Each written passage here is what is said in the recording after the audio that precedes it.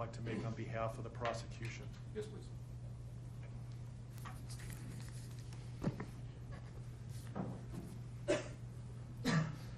Your Honor, there are no words to adequately describe the unimaginable tragedy that brings us before this court today. By my comments, I'm not even going to try to express the horror, the pain, or the suffering that the defendant has caused to these families, to this community, and to all who were a part of this investigation. However, I do want to spend a few minutes sharing with the court the details of the crime, as so far you've only had an opportunity to review the affidavit and a few facts here and there that have been offered to the court in the motions and pleadings that have been filed. The questions that have screamed out to anyone who will listen since August 13th of 2018 are why and how? Why did this have to happen? How could a seemingly normal husband and father annihilate his entire family? For what? These are the questions that only one individual in this courtroom or on this planet knows the answers to. I fully expect we will not receive the answers to these questions today, nor will we at any point in the future. I don't expect that he will ever tell the truth about what truly happened or why. Even if he did, there is no rational way that any human being could find those answers acceptable responses to such horrific questions. The best we can do is try to piece together some kind of understanding from the evidence that is available to us. And the evidence tells us this: the defendant coldly and deliberately ended 4 lives, not in a fit of rage, not by way of accident, but in a calculated and sickening manner. Shannan was 34 years old. She had married the defendant in November of 2012. Over the weekend leading up to August 13th, she had been at a work conference in Phoenix, Arizona, and returned home in the early morning hours of August 13th. We know that she got home about 1:45 in the morning. The doorbell camera on their home shows her arriving back home from the airport. Shortly thereafter, at least according to the defendant, they had what he referred to as an emotional conversation about the state of their marriage and about what their lives would look like going forward. What was said during that emotional conversation, only he knows. What we do know is that shortly after that, the defendant strangled her to death with his own hands. We know that he slowly took her life the morning of August 13th. We know that this was not done in an uncontrolled, vengeful manner that he tried to describe to agents from CBI and the FBI. If that were the case, you would expect to see vicious, horrible bruising about her neck, shoulders, and face. You would expect to see the hyoid bone in her neck broken. You would expect to see some kind of defensive wounds on his body as she struggled and fought for her own life. None of those are present. The only injuries that were on Shannan's body were one set of finger or bruising, what appeared to be fingernail or finger mark bruising to the right side of her neck. We know that our experts will tell us that it takes 2 to 4 minutes to strangle someone to death manually with their own hands.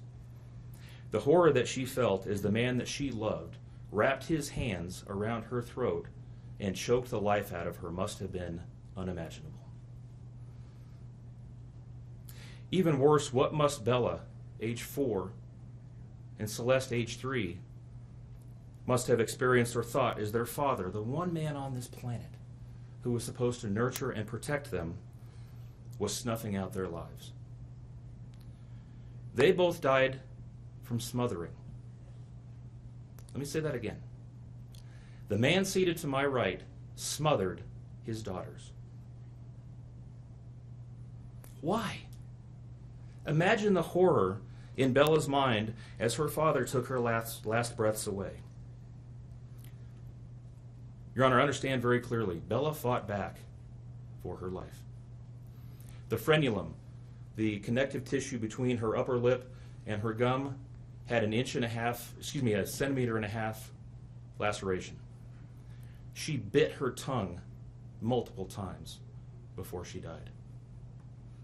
She fought back for her life as her father smothered her. Celeste had no such injuries. In fact, she had no external injuries at all. But according to the medical examiner, she was smothered nonetheless. The defendant then methodically and calmly loaded their bodies into his work truck, not in a hasty or disorganized way. He was seen from the neighbor's doorbell camera backing his truck into the driveway, going back and forth into the house and back out to the truck 3 different times, 1 time for each of their bodies. He then drove them away from their family home 1 final time, intent on hiding any evidence of the crimes that he had just committed. In one final sign of callousness for his wife, his daughters, and their unborn son, and their remains, he drove them to a location that he thought no one would ever find them, to one of the oil tank batteries with which he was so familiar. He knew this was safe. He had texted a coworker the night before saying, "I'll head out to that site. I'll take care of it." He had carefully ensured that he would be alone in the middle of the plains to secrete away the remains of his family in a place that he hoped they would never be found. In one final measure of disrespect for the family he once had, he ensured that they would not be together, even in death, or so he thought. He disposed of them in different locations. He buried Shannan and Nico in a shallow grave away from the oil tanks. Bella and Celeste were thrown away in the oil tanks at this facility. Different tanks, so these little girls wouldn't be together in death. Imagine this, Your Honor. This defendant took those little girls and put them through a hatch at the top of an oil tank, 8 inches in diameter. Bella had scratches on her left buttocks from being shoved through this hole. A tuft of blonde hair was found on the edge of one of these hatches. The defendant told investigators that Bella's tank seemed emptier than CC's because of the sound that the splashes made. These were his daughters.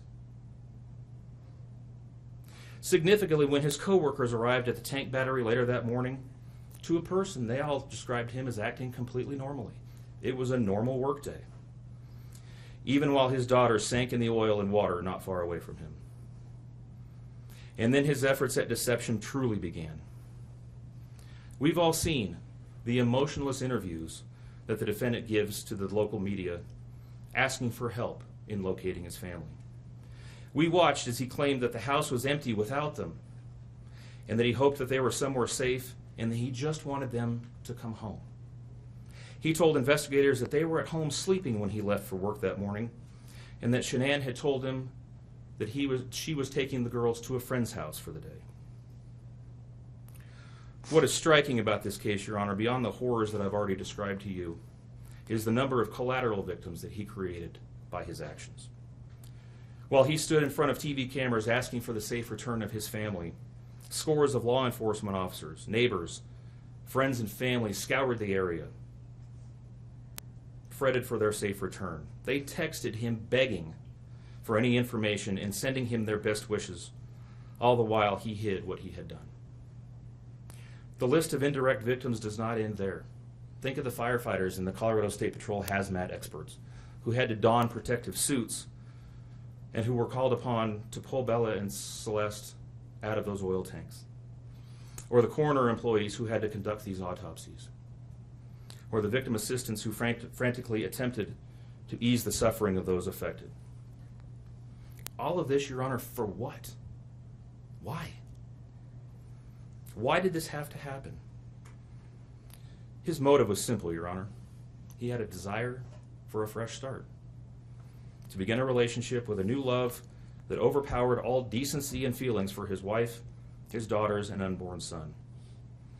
While Shannan texted the defendant over and over again in the days and weeks leading up to her death, attempting to save her marriage, the defendant secreted pictures of his girlfriend into his phone and searched and texted her at all hours of the night.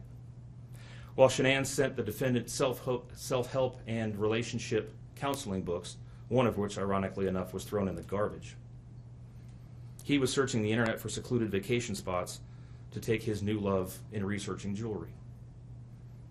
And while Shannan took the girls to visit family in North Carolina, the defendant went to car museums and the sand dunes with his new girlfriend. The stark contrast between the subjects of their internet and text content is absolutely stunning. Even the morning after he killed them and disposed of their bodies, he made several phone calls.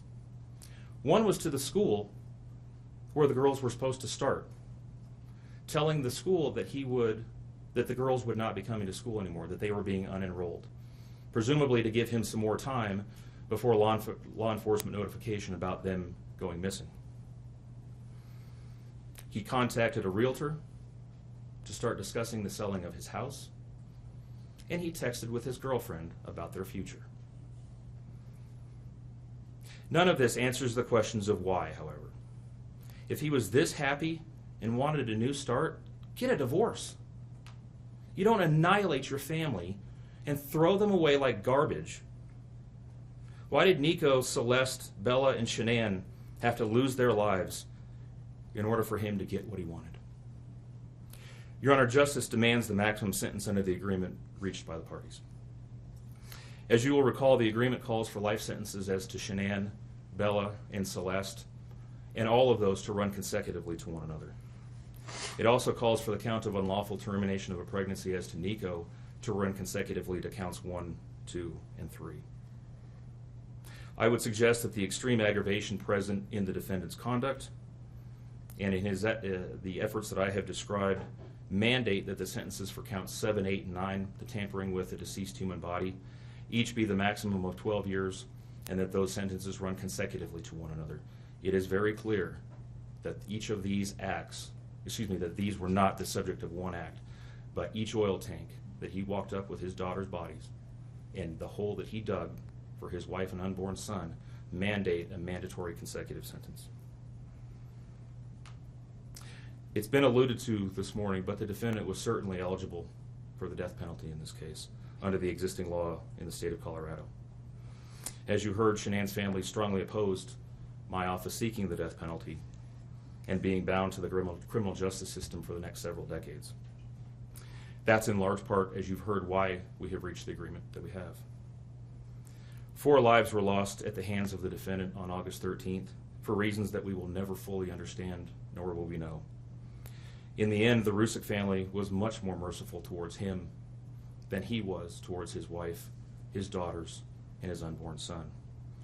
Prison for the remainder of his life is exactly where he belongs for murdering his entire family. Thank you.